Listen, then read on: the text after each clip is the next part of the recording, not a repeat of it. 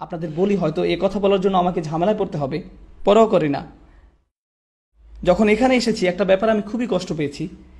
এখানে যারা taxi driver, যারা দোকানে বা হোটেলের কর্মচারী, যারা রাস্তা পরিষ্কার করছে, আমরা তাদের পাশ দিয়ে যাই, অথচ তাদের সালাম দিই না, একদমই সালাম দিই না।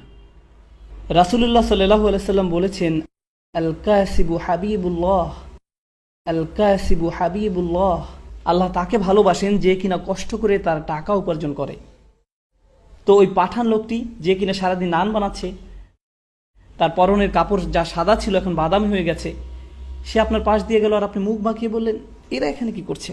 না না না না না, আল কাসিব হাবিবুল্লাহ, তারা অন্তত আপনার সালাম পাওয়ার তো যোগ্য, তারা অন্তত আপনার সালাম পাওয়ার তো যোগ্য। আর আমরা এই একই ধারণা নিয়ে আছি যে কেউ কেউ অন্য কারো থেকে উপরে। আমাদের ধর্মে এমন কিছুই নেই, সকল মানুষ সমান, সবাই। আর বিশেষ করে মুসলিমরা, সকল মুসলিম একে অপরের ভাই ভাই, সকল মানুষ সমান, সবাই। হোটেলে আসার পর একজন এসে বলল, স্যার আপনার সাথে কি একটু ছবি তুলতে পারি? আমি বললাম যে স্যার কেন বলছেন, আমি তো আপনার ভাই।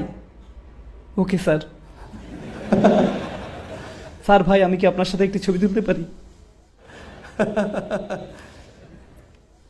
তাদের মনের ভিতরে এই ধারণা ঢুকিয়ে দেওয়া হয়েছে কেউ কেউ কারো থেকে উপরে।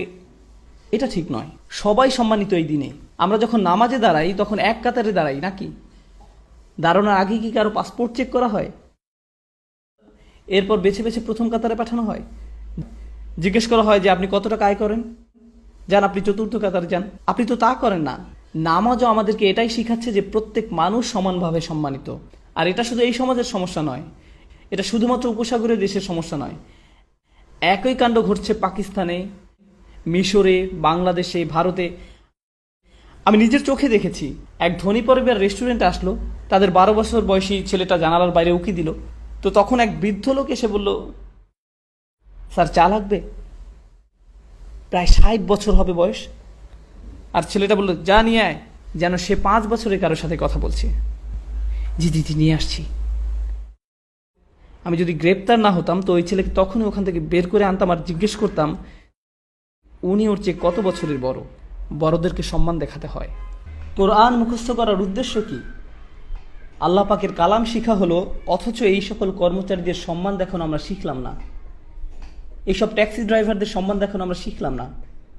তাহলে এই শিখার লাভ কি? কি শিখছেন? কেন শিখছেন? তাহলে আমাদের ধ্যান ধারণা পরিবর্তন করতে হবে।